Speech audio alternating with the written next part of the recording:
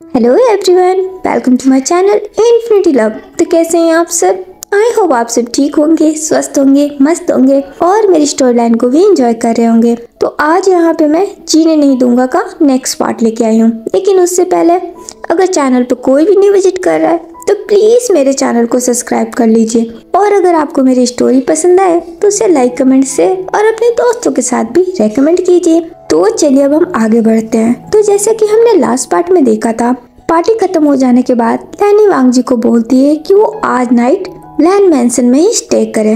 तो चलिए अब हम आगे बढ़ते हैं। विंग वांगजी के रूम में एंटर करता है तो देखता है वांगजी अपने बेड पे बैठे होते हैं और वो थोड़े गुस्से में भी नजर आ रहे होते हैं। वांगजी को गुस्से में देख के विंग थोड़ा घबरा जाता है। वांगजी की नजर भी विंग पे जाती है।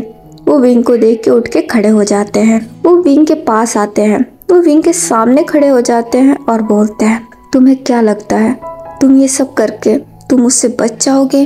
विंग वांगजी की ये बात सुन के कंफ्यूज हो जाता है। उसे कुछ समझ में नहीं आता।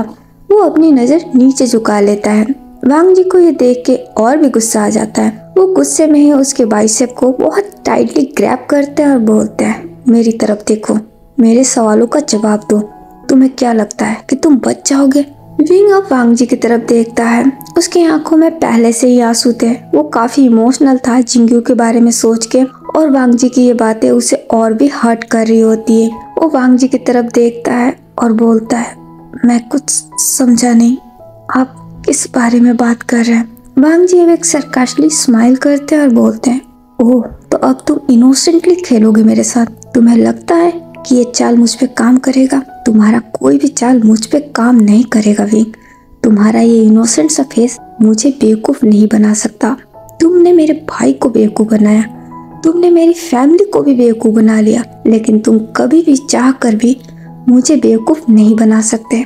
मैं तुम्हारी हर चाल से वाकिफ हूँ। मुझे अच्छे से पता है कि तुम कितने गिरे हुए इंसान हो। विंग को ये सुन के काफी ज्यादा हर्ट होता है। वांगजी का हर वर्ड जहर से भरा हुआ है। उनके हर शब्द में इतनी नफरत है जिसे विंग बर्दाश्त नहीं कर पा रहा होता है। उसे बहुत ही ज्यादा तकलीफ हो रही होती है। वो आगे ही बहुत इमोशनल था, दुखी था और वांगजी की ये सारी कड़वी बातें उसे और भी ज्यादा हर्ट कर रही होती है। उसकी आंखों से अब आंसू गिरने लगते हैं। वो अपना हाथ वांगजी के हाथ पे रखता है और बोलता है, वांगजी मुझे नहीं पता कि आप मेरे बारे में क्या जानते हैं और क्या नहीं, लेकिन मैं आपको इतना कहना चाहता हूँ कि मैंने कुछ भी नहीं किया है, मेरी कोई गलती नहीं है, लेकिन फिर भी आप मुझे गुनहगार मानते हैं। आपको सच में ऐसा लगता है कि मैंने आपके भाई जिंगू को मारा है तो आप मुझे सजा क्यों नहीं दे देते? आप मुझे जान से क्यों नहीं मार देते? आपने मुझे यहाँ अपने घर में क्यों रखा है?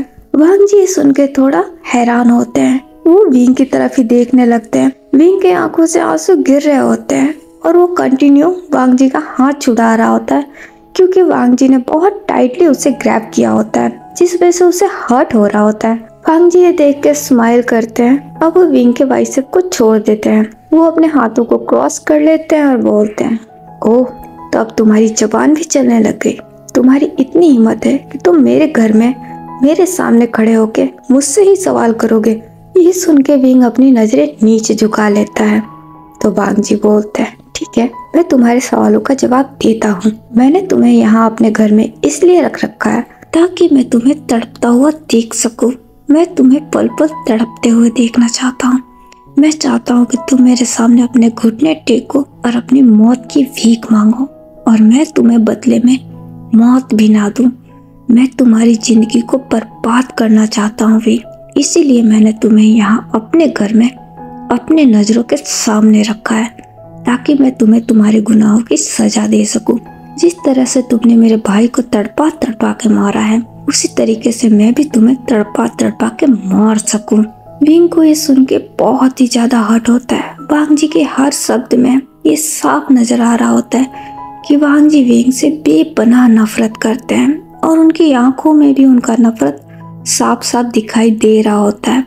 विंग को ये देख के और सुन के बहुत ही ज्यादा घुटन होने लगती है, बहुत ही ज्यादा तकलीफ होती है। उसके आंखों से नॉन स्टॉप आंसू गिरने लगते हैं। वो वांगजी के पास आता है और बोलता है, तो फिर आप वेट किसका कर रहे हैं? मैं आपके सामने खड़ा हूं ना, दे दीजिए सजा मुझे और पा लीजिए सुकून। आप, मैं भी अब ऐसे तड़पते हुए नहीं जीना चाहता। आप मेरी मौत देखना चाहते हैं तो मार डालिए मुझे। आपने अब तक मुझे जिंदा क्यों रखा है? मार डालिए मुझे, मैं आपके सामने खड़ा हूँ। वांग जी ये सुन के स्माइल करते हैं और बोलते हैं, नहीं, इतनी आसानी से नहीं, अभी तो ये शुरुआत है। अभी तो मुझे तुम्हें तड़पाना है। जब तक मैं तुम्हें तड़पता हुआ नहीं देख लेता, मेरे दिल को सुकून नहीं मिलेगा।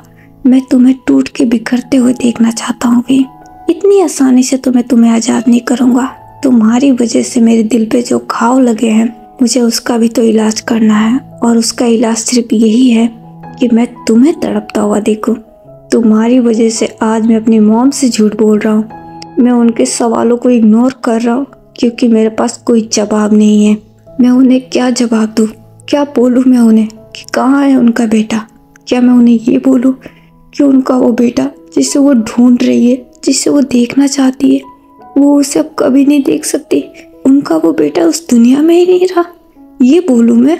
बताओ मुझे, जवाब दो। विंग ये सुन के अपनी नजरें नीचे झुका लेता है। वांग जी फिर से विंग के पास जाते हैं और बोलते हैं, तुम्हारी वजह से मैंने मेरे भाई को खो दिया। वो भाई जो मेरे लिए मेरा हमदर्द था, एकमात्र वो इंसान जिसके सामने मैं अपनी सारी बातें खुल के बोल सकता था, जिसके साथ मैं हंस सकता था। तुमने मुझसे मेरा भाई, मेरी मॉम से उसका बेटा छीना है और तुम्हें तुम्हारे इस गुनाह की सजा तो मिलनी ही चाहिए भी। और उसकी सजा मैं तुम्हें दे के रहूंगा। बस तुम देखते जाओ कैसे मैं तुम्हारी जिंदगी को बर्बाद करता हूँ, कैसे मैं तुम्हें पल पल तड़पाता हूँ। जब तक तुम पूरी तरीके से टूट के बिखर नहीं जाते, तब तक मेरे दिल को सुकून नहीं मिलेगा। विंग ये सुन के वांग जी की तरफ देखता है। उसकी आंखों से आंसू बह रहे होते हैं। वांग जी की आंखों में भी बहुत गुस्सा, बहुत नफरत होता है। ये देख के विंग को बहुत ही ज्यादा तकलीफ होता है, बहुत ही ज्यादा हर्ट होता है। वो अंदर से अभी मर रहा होता है। उसकी आंखों से नॉन स्टॉप आंसू गिर रहे होते हैं। वो अब कुछ नहीं बोलता है। वो बोलना तो बहुत कुछ चाहता है, लेकिन उसकी हिम्मत नहीं हो रही होती है। वांग जी को इतने गुस्से में देख के वो क्या ही बोले। और उसे अच्छे से पता है कि अगर वो कुछ बोलेगा भी तो वांग जी उसकी बातों का विश्वास नहीं करेंगे। इसीलिए वो वांग जी के सामने कुछ नहीं बोलता, चुप ही रहता है। वांग जी भी अब विंग को छोड़ देते हैं और बोलते हैं, मेरी नजरों के सामने से हट जाओ, मैं तुम्हारा ये मनहूस चेहरा नहीं देखना चाहता। वो इतना बोल के आगे चले जाते हैं। विंग वांग जी की तरफ ही देख रहा होता है। वांग जी का फेस दूसरी तरफ होता है। विंग वांग जी के बैग को ही देख रहा होता है। उसकी आंखों से आंसू भी गिर रहे होते हैं। 2 मिनट तक विंग वहीं खड़ा रहता है। वांग जी भी वहाँ अपना बैग किए चुपचाप खड़े ही होते हैं। वो फिर बेड पे जाके बैठ जाते हैं और घूर के विंग को फिर से देखते हैं। विंग ये देख के सेंस में आता है और फिर वो वहाँ से साइड हट जाता है। वो बेड के पास एक काउच रखा होता है, वहाँ जाके चुपचाप बैठ जाता है। वांग जी उठ के खड़े हो जाते हैं। वो अपने वार्डरोब में जाते हैं, वहाँ से नाइट वियर लेते हैं और फिर सीधा वॉशरूम में चले जाते हैं। थोड़ी देर बाद वो वॉशरूम से फ्रेश होके आते हैं। वो आके अपने बेड पे बैठ जाते हैं और वो अपने बेड साइड का लैंप ऑफ कर देते हैं। विंग वांग जी की तरफ देखता है। उसके दिमाग में वांग जी की हर कई बात घूम रही होती है। उसकी आंखों से नॉनस्टॉप आंसू गिर रहे होते हैं। उसे लैनी की भी बात याद आ रही होती है। उसकी आंखों के सामने जिंगू का चेहरा भी घूम रहा होता है। ये सारी चीजें उसे बहुत ही ज्यादा हर्ट कर रही होती है, बहुत ही ज्यादा कमजोर कर रही होती है। उसे बहुत ही तकलीफ हो रहा होता है। वो अब उठ के खड़ा हो जाता है और बालकनी में चला जाता है। वो वहाँ जाके अपनी आंखें बंद कर लेता है और उसके दिमाग में सारी कही हुई बातें चल रही होती है। 5 मिनट तक वो ऐसे ही अपनी आंखें बंद किए खड़ा रहता है। फिर वो अपनी आंखें खोलता है और अपने मन में बोलता है, शायद वांग जी सही कह रहे हैं, कहीं ना कहीं जिंगू की मौत का जिम्मेदार मैं ही हूँ। मुझे उसे ऐसे जाने के लिए नहीं बोलना चाहिए था। मुझे उससे एक बार समझाना चाहिए था, एक बार उससे बात करनी चाहिए थी। कहीं ना कहीं इन सब का जिम्मेदार मैं ही हूँ। आज मेरी वजह से ही जिंगू की जान गई है। आज मेरी वजह से ही लैनी मॉम अपने बेटे से नहीं मिल पा रही है। वांग जी बिल्कुल सही है, मैं ही जिंगू का मौत का जिम्मेदार हूँ। मैंने आज तक कभी किसी का अच्छा नहीं किया। मेरी वजह से सबका नुकसान होता है। मैंने वांग जी का भी नुकसान कर दिया है। मुझसे सच में बहुत बड़ा गुनाह हुआ है और मुझे इस गुनाह की सजा मिलनी ही चाहिए। वांग जी मुझे जो सजा देंगे वो मुझे मंजूर होगा। मैं उनकी हर सजा को एक्सेप्ट करूंगा, तभी कहीं जाके चिंकियों की रूह को सुकून मिलेगा। आज मेरी वजह से ही वो यहाँ नहीं है। ये सब मेरी वजह से हुआ। इन सब का जिम्मेदार सिर्फ मैं हूँ। मुझे इस बात की सज़ा मिलनी चाहिए। हाँ, मुझे इस बात की सज़ा मिलनी चाहिए। वो इतना बोलकर चुप होता है। उसके आंखों से आंसू गिरना बंद ही नहीं हो रहे होते हैं। नॉन स्टॉप उसके आंसू गिर रहे होते हैं और उसे उतना ही तकलीफ भी हो रहा होता है। वो वहीं पे चुपचाप खड़ा रहता है। फिर वो अपनी आंखें बंद कर लेता है। ऐसे ही मॉर्निंग हो जाती है। पूरी नाइट विंग बालकनी में ही रहता है। मॉर्निंग के टाइम वो वापस वांगजी के रूम में एंटर करता है तो देखता है वांगजी अभी भी सो ही रहे होते हैं। फिर वो चुपचाप काउच पे जाके वो भी सो जाता है। मॉर्निंग के 8 बजे विंग की नींद खुलती है। वो अपनी आंखें खोलता है, देखता है वो काउच पे है। वो उठ के बैठ जाता है। फिर उसकी नजर वांगजी पे जाती है जो कि अभी भी सो रहे होते हैं। वो वांगजी को देख के उठ के खड़ा हो जाता है। पहले वॉशरूम में जाता है, फिर वो बाहर आता है थोड़ी देर बाद और उसके बाद से वो उस रूम से बाहर निकल जाता है और फिर सीधा किचन में चला जाता है। किचन में काफी सर्वेंट काम कर रहे होते हैं। वो विंग को देख के अपना सर झुका लेते हैं। विंग उनको देख के स्माइल करता है और वो गैस के पास चला जाता है वांगजी के लिए कॉफी बनाने। सर्वेंट उससे रोकते भी हैं बट विंग बोलता है कि वो बनाएगा। वो कॉफी बना ही रहा होता है जब तक वहाँ पे लैनी आ जाती है। लैनी विंग को कॉफी बनाता देखती है। वो थोड़ी हैरान होती है और बोलती है, विंग बेटे तुम इतनी जल्दी उठ गए, गुड मॉर्निंग। विंग भी लैनी को देख के स्माइल करता है और मॉर्निंग विश करता है। तो लैनी बोलती है, ये तुम क्या कर रहे हो? विंग स्माइल करता है और बोलता है, मॉम मैं वो वांगजी के लिए कॉफी बना रहा था। तो लैनी बोलती है, बट बेटे तुम्हें ये सब करने की जरूरत नहीं है, यहाँ पे इतने सारे सर्वेंट हैं, वो बना लेंगे। विंग अब सोच में पड़ जाता है कि वो आगे क्या जवाब दे। वांगजी ने तो उसे साफ साफ बोल रखा है कि उन्हें मॉर्निंग में विंग के हाथ से कॉफी चाहिए। लैनी अब विंग के पास आ जाती है तो विंग बोलता है, नहीं मॉम मैं खुद ये करना चाहता हूँ। मैं चाहता हूँ कि मॉर्निंग की कॉफी वांगजी मेरे हाथ से ले। लैनी ये सुन के स्माइल करती है और बोलती है, ओह यानी तुम ये ऐसा चाहते हो कि तुम तुम्हारे हस्बैंड को मॉर्निंग कॉफी खुद दो? विंग भी हाँ में नोट करता है। लैनी ये सुन के बहुत खुश हो जाती है। वो अपना हाथ विंग के फेस पे ले जाती है और बोलती है, गॉड ब्लेस यू विंग, तुम वाकई में बहुत प्यारे हो। तुम अपने हस्बैंड से बहुत प्यार करते हो ना? विंग ये सुन के अपनी नजरें नीचे झुका लेता है। लैनी ये देख के स्माइल करती है और बोलती है, ठीक है जल्दी करो और उसके बाद से तुम मेरे साथ आ जाओ, हम सब ब्रेकफास्ट करेंगे। विंग भी हाँ में नोट कर देता है। वो कॉफी बना के फिर वांगजी के रूम में चला जाता है। वांगजी अभी भी बेड पे ही होते हैं। वो कॉफी वहाँ रख देता है और चुपचाप वहाँ से निकल जाता है। विंग के बाहर निकलते ही रूम से वांगजी की नींद खुल जाती है। वो उठ के बैठ जाते हैं। फिर उनकी नज़र कॉफी पे जाती है। वो पूरे रूम में देखते हैं, विंग वहाँ नहीं होता है। वो फिर उठ के खड़े हो जाते हैं और वो वॉशरूम में चले जाते हैं फ्रेशन अप होने। आधे घंटे बाद वो भी फ्रेशन अप होके डाइनिंग एरिया में आ जाते हैं जहाँ पे सब लोग पहले से मौजूद होते हैं। सब लोग मिलके एक साथ ब्रेकफास्ट करते हैं। वांगजी ब्रेकफास्ट करके वापस अपने रूम में आते हैं। फिर अपने आप को रेडी करने लगते हैं और रेडी करके फिर नीचे जाते हैं। विंग, लैनी, म्यान म्यान और लैन किरण एक साथ अभी भी डाइनिंग हॉल में ही बैठे हुए होते हैं। वांगजी पूरी तरीके से ड्रेस्ड अप होके रेडी होके वो भी वहाँ पहुँचते हैं। लैनी वांगजी को देखती है और बोलती है, क्या तुम ऑफिस जा रहे हो? वांगजी भी हाँ में नोट कर देते हैं।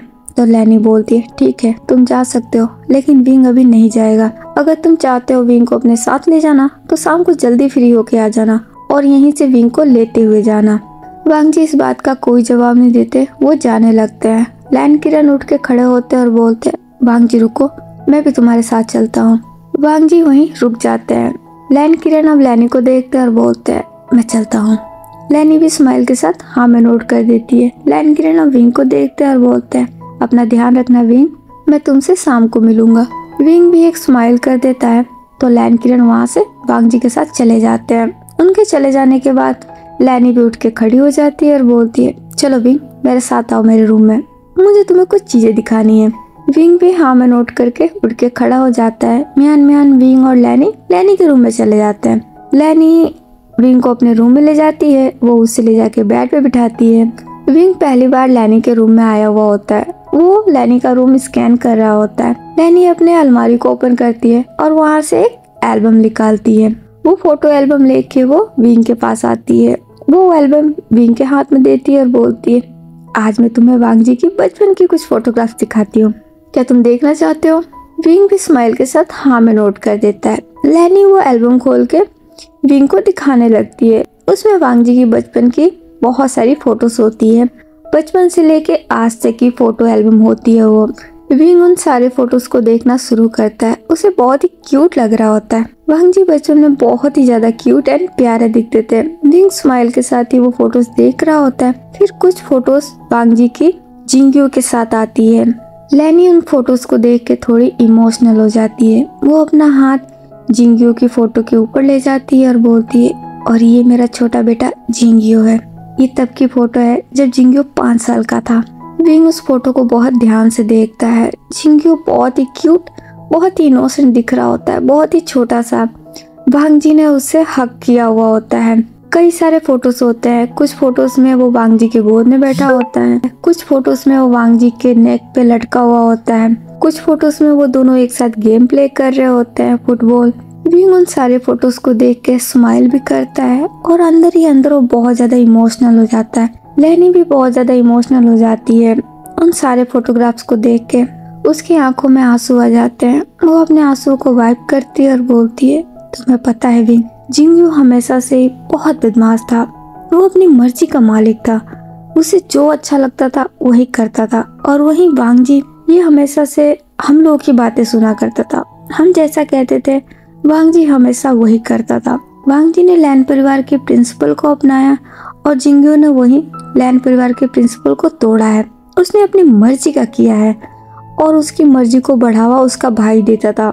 हम लोग उसे लाख रोक ले, लेकिन वांग जी उसे वो करने की परमिशन देता था जो वो करना चाहता था। वो वांग जी की श्रेय से इतना बिगड़ा था और हम भी वांग जी को चाह कर भी रोक नहीं पाते, क्योंकि हमें अच्छा लगता था कि वांग जी जिस तरीके से अपने भाई से प्यार करता, इसी बहाने वो भी खुश रहा करता था। मैं हमेशा से वांग जी को भी बहुत खुश देखना चाहती थी, लेकिन वांग जी उनमें से नहीं था। वो बहुत कम बोलता, बहुत कम हंसता, लेकिन जब वो अपने भाई के साथ होता तो वो खुल के जीता। ये फोटो देख रहे हो, वो कितना खुश है, और इस खुशी की वजह पता है तुम्हें? ये उसका भाई जिंग्यो। बस उसी की वजह से वो इतना खुश रहा करता था, हंसता था, बोलता था। और जब से जिंग्यो गया है तब से वांग जी वापस वैसा हो गया है, पहले के जैसा।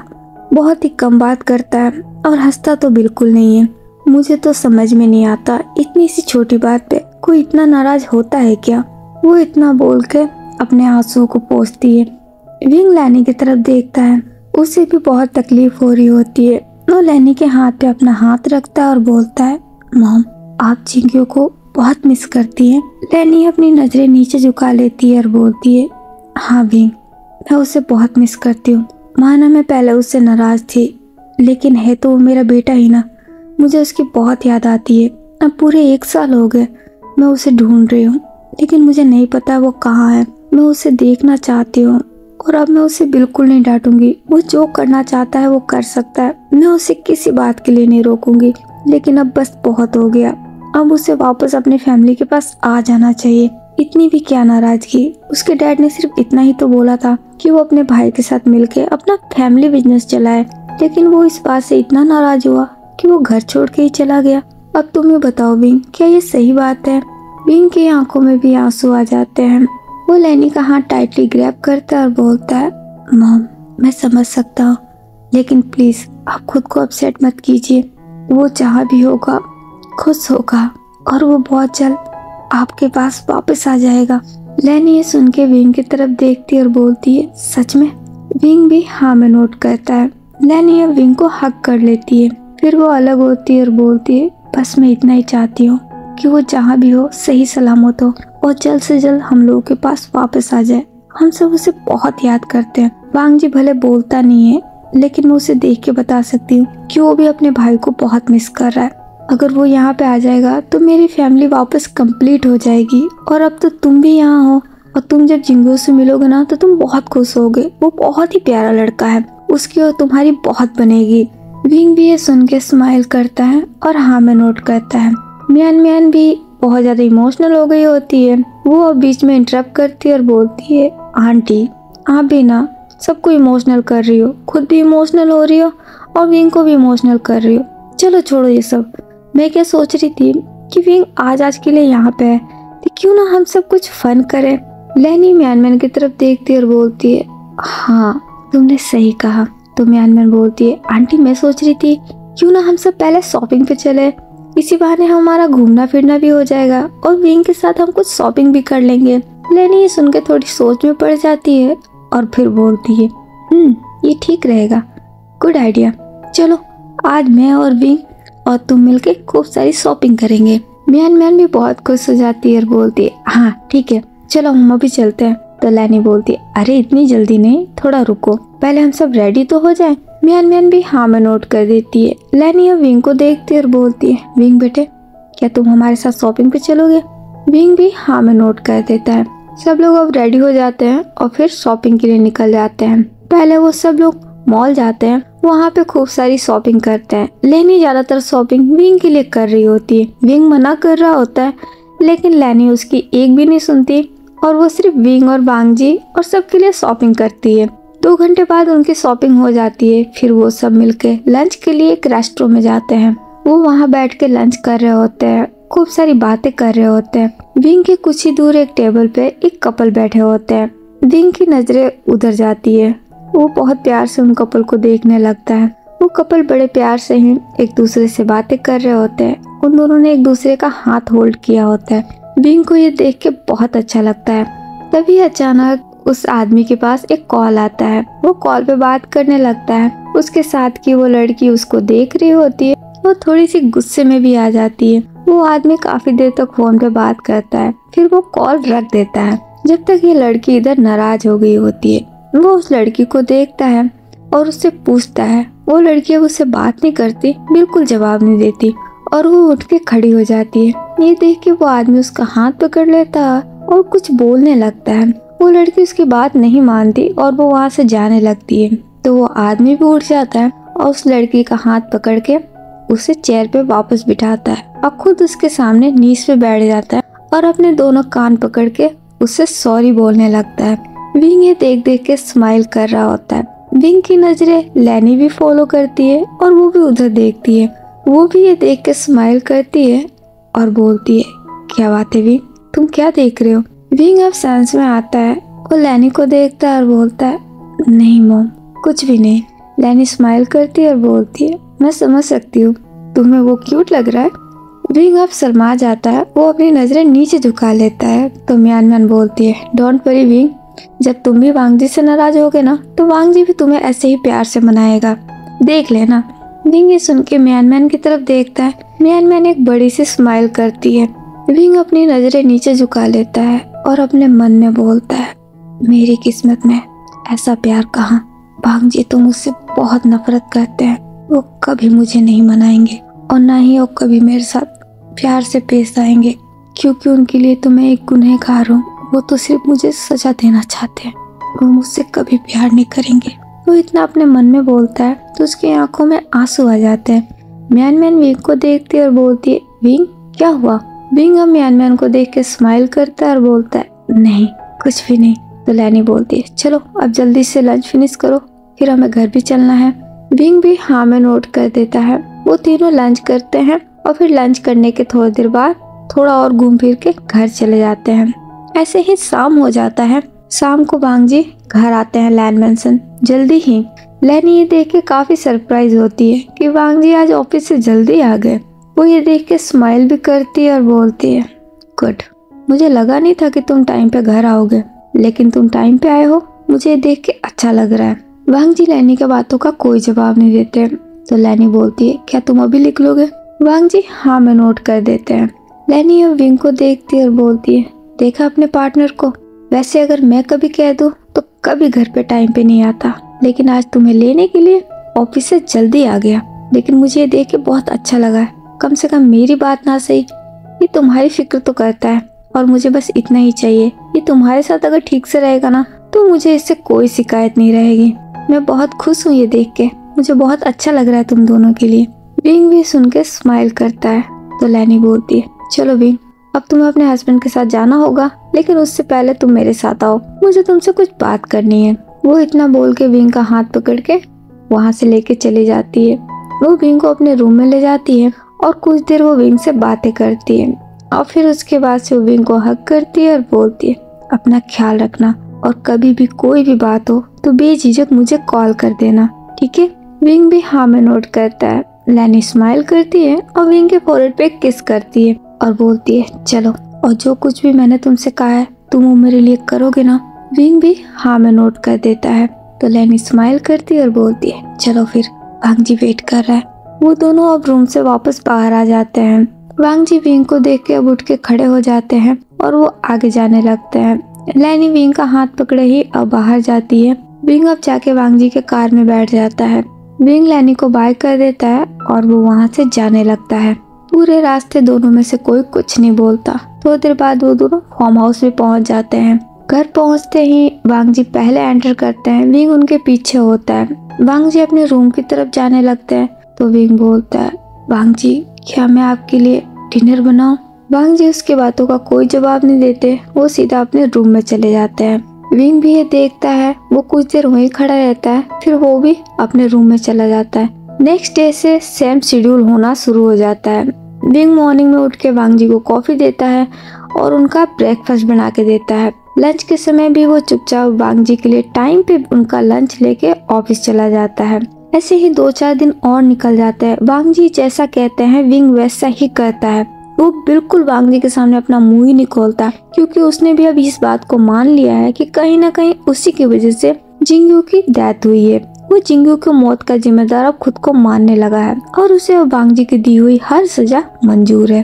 वांग जी भी चीजें नोटिस कर रहे होते हैं कि विंग उनकी हर कही हुई बात को कर रहा है। वो कोई भी सवाल नहीं करता। वांग जी जैसा कहते हैं वो वैसा करता, एक सवाल भी नहीं करता। वांग जी को ये देख के फ्रस्ट्रेशन हो जाता है कि विंग क्यों नहीं अपसेट हो रहा है, क्यों नहीं परेशान हो रहा है। उनका मकसद है विंग को हर्ट करना, परेशान करना, जो कि विंग अब नहीं हो रहा है। विंग बहुत ही नॉर्मल रिएक्ट कर रहा है जैसे उसके साथ कुछ हुआ ही ना हो, और ये चीज वांग जी को बहुत गुस्सा दिला रही है।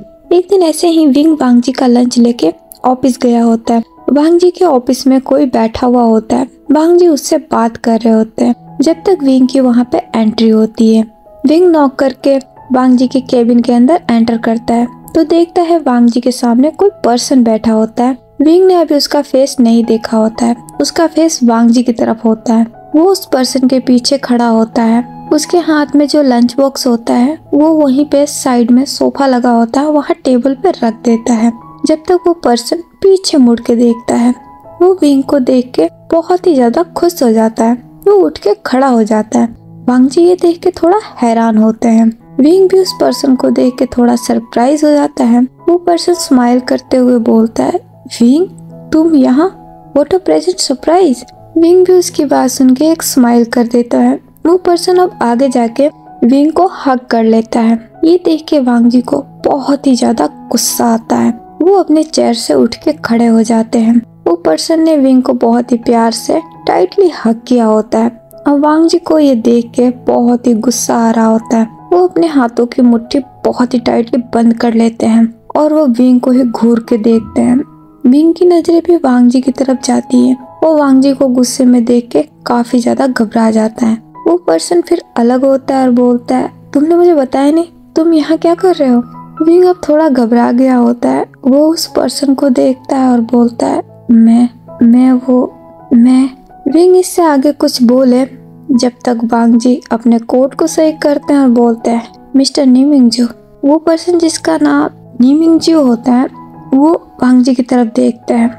वांग जी अब अपने चेयर से बाहर निकल के आते हैं और बोलते हैं आप मेरे हस्बैंड को कैसे जानते हैं? ये सुन के नीमिंगजू थोड़े शॉक्ड होते हैं और बोलते हैं हस्बैंड। वांग जी अब नीमिंगजू के पास आ जाते हैं और बोलते हैं हाँ, ये मेरा हस्बैंड है। नीमिंगजू अब स्माइल करते हैं और बोलते हैं वाह, कांग्रेचुलेशन, मुझे तो पता ही नहीं था कि आपने शादी कर ली। ये कब हुआ? वांग जी नीमिंगजू के इस सवाल का कोई जवाब नहीं देते और बदले में वो उनसे सवाल करते हैं आपने मुझे जवाब नहीं दिया कि आप मेरे हस्बैंड को कैसे जानते हैं, और आपको देख के ऐसा लग रहा है कि आप मेरे हस्बैंड को काफी अच्छे से जानते हैं। वो ये शब्द बोल के विंग की तरफ देखते हैं। विंग अब अपनी नजरें नीचे झुका लेता है। नीमिंगजू भी स्माइल करते हैं और बोलते हैं हाँ, आपने बिल्कुल सही कहा, मैं विंग को बहुत अच्छे से जानता हूँ। ये बहुत ही अच्छा लड़का है और ये मेरे दिल के बहुत करीब भी है। ये सुन के तो वांग जी बहुत ही ज्यादा शॉक्ड होते हैं और उनका गुस्सा और भी ज्यादा बढ़ जाता है। वो नीमिंगजू को अब गुस्से में ही देखते हैं। ली मिंगजू वांग जी के इस एक्सप्रेशन को देख के वो स्माइल करते और बोलते, अरे मिस्टर लैन, आप मुझे गलत समझ रहे हैं। मेरे कहने का मतलब है मैं विंग को बहुत अच्छे से जानता हूँ और मैं विंग को काफी पसंद भी करता हूँ। हम दोनों ने एक साथ एक प्रोजेक्ट पे काम किया था। उसी दौरान मेरी विंग से मुलाकात हुई थी और तब से मैं विंग को जानता हूँ। मैंने तो कभी नहीं सोचा था कि मैं किसी अनजान पर्सन से इतना कनेक्ट हो पाऊंगा, लेकिन विंग वाकई में अलग है। इसके बोलने का तरीका, इसके काम करने का तरीका सबसे अलग है, बहुत ही डिफरेंट है। ये बहुत ही आसानी से सबका दिल जीत लेता है और ये अपने काम में भी बहुत तेज है। ये बहुत परफेक्टली अपने काम को पूरा करता है। ये बहुत ही ज्यादा इंटेलिजेंट है। वांग जी ये सुन के विंग की तरफ देखते हैं, जिसकी नजरें नीचे झुकी हुई होती है। वो गुस्से में ही अपनी मुट्ठियों को भींच रहे होते हैं और एक स्माइल करते हैं और बोलते हैं, आपने बिल्कुल सही कहा। मेरा पार्टनर वाकई में बहुत तेज है। वो वाकई में बहुत ही ज्यादा इंटेलिजेंट है, अपनी उम्र से कहीं ज्यादा। वांग जी की ये वर्ड सुन के विंग वांग जी की तरफ देखता है। वांग जी का टोन कैसा है ये सिर्फ विंग ही समझ रहा होता है और वो इससे काफी घबरा भी रहा होता है। ली मिंगजू जो कि इन बातों से अनजान होते हैं, वो स्माइल करते हैं और बोलते हैं, जो भी हो वांग जी, लेकिन मैं एक बात कहना चाहूंगा कि आप वाकई में बहुत लकी हैं कि आपको विंग जैसा लाइफ पार्टनर मिला है। ये जितना खूबसूरत है ना, उतना ही ज्यादा इंटेलिजेंट है। ये अपने काम को लेके काफी सीरियस है। मैंने इसका काम देखा है, ये बहुत ही परफेक्टली अपने काम को पूरा करता है। ये बहुत ही ज्यादा माइंडेड है और बहुत ही ज्यादा इंटेलिजेंट है। वांग जी भी सुन के स्माइल कर देते हैं। ली मिंगजू विंग की तरफ देखते और बोलते हैं, और विंग मुझे तुमसे बहुत शिकायत है। तुमने शादी कर ली और तुमने मुझे बताया भी नहीं। तुमने तो कहा था कि हम बिजनेस पार्टनर के साथ साथ अब एक अच्छे दोस्त की तरह हैं, तो क्या तुम अपने दोस्त को भी शादी में नहीं बुलाओगे? विंग ली मिंगजू की तरफ देखता है, लेकिन वो कुछ बोल ही नहीं पाता क्योंकि वो भी इतना डरा हुआ होता है कि उसके मुंह से कोई वर्ड ही बाहर नहीं आते हैं। वो चुप ही रहता है। ली मिंगजू फिर से विंग को हक करते हैं और फिर अलग होके बोलते हैं, खैर जो भी हो, कांग्रेचुलेशन। मैं तुम्हारे लिए बहुत ही ज्यादा खुश हूँ। तुमने बहुत ही अच्छे इंसान से शादी की है। लैन वांग जी को मैं काफी सालों से जानता हूँ और ये भी अपने काम को लेके काफी सीरियस है। तुम दोनों की जोड़ी एकदम परफेक्ट है, mad for each other. Wing भी सुन के एक नर्वसली स्माइल कर देता है। तो वांग जी बोलते हैं, सॉरी टू से बट मिस्टर ली मिंगजू, मेरी एक इम्पोर्टेंट मीटिंग है, मुझे अब वहाँ जाना होगा। ली मिंगजू सुन के स्माइल करते और बोलते, नो प्रॉब्लम, मैं बस अब जा ही रहा हूँ। वैसे मैं आपसे ये कहना चाहता हूँ कि आप पार्टी में विंग को भी लेके आइएगा। पहले मुझे नहीं पता था कि आपकी शादी विंग से हुई है, और अब जब मुझे पता चला है कि आपने शादी विंग से की है, तो मैं चाहूंगा कि आप पार्टी में विंग को भी अपने साथ लेके आए। मुझे बहुत अच्छा लगेगा। मैं आपसे इंसिस्ट करता हूँ कि आप अपने साथ विंग को भी पार्टी में जरूर लेके आए। मैं आप दोनों का वेट करूंगा। वांग जी भी सुन के हाँ में नोट कर देते हैं। ली मिंगजू स्माइल करके अब अपना हाथ आगे बढ़ाते हैं। वांग जी उनसे हाथ मिला लेते हैं। फिर ली मिंगजू विंग की तरफ देखते हैं और बोलते हैं, अपना ख्याल रखना विंग, तुमसे दोबारा मिलकर बहुत खुशी हुई और मैं चाहता हूँ कि तुम वांग जी के साथ मेरे घर मेरे पार्टी में आओ। वैसे मैंने तुम्हारे डैड और तुम्हारे भाई को भी इनविटेशन दिया है, लेकिन अब तुम वांग जी के हस्बैंड हो तो तुम वांग जी के साथ ही आना, ठीक है? विंग भी हाँ में नोट करता है। ली मिंगजू स्माइल करते और बोलते हैं, भूलना मत, आना जरूर, मैं तुम्हारा वेट करूंगा और मुझे तुम्हें किसी और से भी मिलवाना है। तुम्हें उससे मिलके बहुत खुशी होगी, इसलिए मैं तुम्हारा वेट करूंगा, आना जरूर। विंग भी हाँ में साइन कर देता है। ली मिंगजू अब वहाँ से चले जाते हैं। उनके चले जाने के बाद वांग जी विंग की तरफ देखते हैं। विंग अपनी नजरें अब फिर से नीचे झुका लेता है। वांग जी अब एक एक कदम विंग की तरफ लेने लगते हैं। विंग इससे काफी घबराता है और वो पीछे की तरफ जाने लगता है। वांग जी अब विंग के बहुत ज्यादा करीब चले जाते हैं। वो उसके बाई से पकड़ लेते हैं। विंग अपनी नजरें उठा के वांग जी को देखता है। वांग जी एक स्माइल करते हैं और बोलते हैं, मुझे तो ये बात पता ही नहीं थी कि तुम्हें लोगों को बहकाने का भी बहुत शौक है। कितने लोगों से रिश्ता है तुम्हारा? कितने लोगों को तुमने अपने जाल में फंसा रखा है? विंग को ये सुन के बहुत बड़ा शॉक लगता है और वो बोलता है, ये आप क्या कह रहे हैं? वांग जी अब उसके बाइसेप को थोड़ा टाइटली ग्रैब करते हैं और बोलते हैं, मेरे सामने इनोसेंट बनने की कोशिश मत करना। मैंने अब अपनी आंखों से देखा है ये सब क्या था। तुम्हें क्या बिल्कुल शर्म नहीं आती? तुम कितना नीचे गिरोगे? विंग को ये सुन के बहुत ज्यादा हर्ट होता है और उसे थोड़ा गुस्सा भी आता है और वो बोलता है, वांग जी आप मेरे बारे में गलत सोच रहे हैं। आपको जैसा लग रहा था वैसा बिल्कुल नहीं है। ली मिंगजू सर मेरे बड़े भाई की तरह है। वांग जी ये सुन के स्माइल करते हैं और वो उसके बाइसेप को छोड़ देते हैं और बोलते हैं, भाई सच में क्या तुम्हें रिश्तों में विश्वास है, या फिर तुम रिश्तों की आड़ में कुछ और ही कर रहे हो, या फिर तुम अपनी नीयत को छुपाने के लिए रिश्तों की आड़ ले रहे हो? क्योंकि मैं भी तुम्हारे बारे में इतना तो जानता ही हूँ कि तुम्हें नए नए लोगों से मिलना बहुत पसंद है, तुम्हें रिश्ते बनाने का बहुत शौक है, इसीलिए तुम्हारे अब तक 4 रिश्ते टूटे हैं। विंग ये सुन के बहुत ही ज्यादा शॉक्ड होता है और वांग जी को शॉकली देखने लगता है। वांग जी एक स्माइल करते हैं, वो उसके और करीब जाते हैं और बोलते हैं, क्या तुम्हें शर्म नहीं आती? तुम्हारे अंदर कितनी आग है जिसे बुझाने के लिए तुम्हें हर दिन नए नए लोगों की जरूरत पड़ती है। क्या तुम मुझे बताना चाहोगे कि आखिर तुम्हारे असली इरादे क्या है? तुम चाहते क्या हो? क्यों लोगों की जिंदगियों के साथ खेलते हो? तुम अपने इस मासूम चेहरे का फायदा उठा के अपने लालच को पूरा करते हो। आखिर तुम पाना क्या चाहते हो? क्या तुम्हें पैसों की लालच है, या फिर किसी और चीज की जिसकी वजह से तुम अपने आप को हमेशा बेचते रहते हो? ये सुन के तो विंग को अपने कानों पे विश्वास नहीं होता कि ये सब वांग जी ने बोले हैं, और वो भी इतने कोल्ड एंड टॉन्टिंग वॉइस में। विंग के आंखों में आंसू आ जाते हैं और वो वांग जी की तरफ ही देखने लगता है। वांग जी को ये देख के बहुत ही गुस्सा आता है और वो बोलते हैं, तुम्हारी इतनी हिम्मत जो तुम नजरें उठा के मुझे देखो? तुम्हारा कोई हक नहीं बनता कि तुम अपनी इन गंदी नजरों से मुझे देखो। तुम मुझसे नजरें मिलाने के लायक भी नहीं हो। जो इंसान हर रात अपने आप को बेचता हो वो मेरे सामने खड़े होने के भी लायक नहीं है। विंग को ये सुन के अब बिल्कुल बर्दाश्त नहीं होता, उसे भी बहुत ज्यादा गुस्सा आ जाता है और वो गुस्से में ही बोलता है, वांग जी इनफ, आपने अब तक मेरे बारे में जो कुछ भी बोला मैं चुपचाप सुनता रहा, लेकिन इसका ये मतलब नहीं है कि आप मेरे कैरेक्टर के ऊपर उंगली उठाएंगे। आप जैसा सोच रहे हैं वैसा बिल्कुल नहीं है। मैं कोई पैसों का लालची नहीं हूँ, मुझे किसी चीज की लालच नहीं है, और किसी से हंस के बोल लेने का मतलब ये नहीं होता है कि हमारा उसके साथ कोई फिजिकल रिश्ता है या फिर हमारा उसके साथ अफेयर चल रहा हो। हंस के बोलने वाला भाई भी होता है, दोस्त भी होता है और रिश्तेदार भी होता है। हर किसी से हंस के बोलने का यही मतलब नहीं है कि उससे हमारा कोई रिश्ता हो। आप मुझे कुछ ज्यादा ही गलत जज कर रहे हैं, मैं वैसा बिल्कुल नहीं हूँ जैसा आप मुझे समझ रहे हैं। वांग जी सुन के हंसने लग जाते हैं और बोलते हैं, ओह रियली? तुम्हें लगता है कि मैं तुम्हारी इन फालतू बकवास पे विश्वास कर लूंगा? मेरी आंखों ने खुद देखा है कि किस तरीके से वो तुम्हें हक कर रहा था और तुम भी बड़े प्यार से उससे मिल रहे थे। तुम दोनों को देख के ये अच्छे से लग रहा था कि तुम दोनों के बीच में कुछ बहुत ही ज्यादा गहरा रिश्ता है। विंग को ये सुन के और भी गुस्सा आता है और वो बोलता है, वांग जी बस प्लीज, आपका कोई हक नहीं बनता कि आप मेरे बारे में ऐसा कुछ भी बोले। ऐसा कुछ भी नहीं है, आप मुझे गलत समझ रहे हैं, आप मेरे बारे में ये गलत बोल रहे हैं। ऐसा कुछ भी नहीं है, प्लीज ऐसा बोलना बंद कीजिए। आप जैसा सोच रहे हैं वैसा बिल्कुल नहीं है। वो मेरे लिए एक बड़े भाई की तरह है, इससे ज्यादा और कुछ भी नहीं। आप मुझ पर गलत इल्जाम लगा रहे हैं और मैं इसे बर्दाश्त नहीं कर सकता।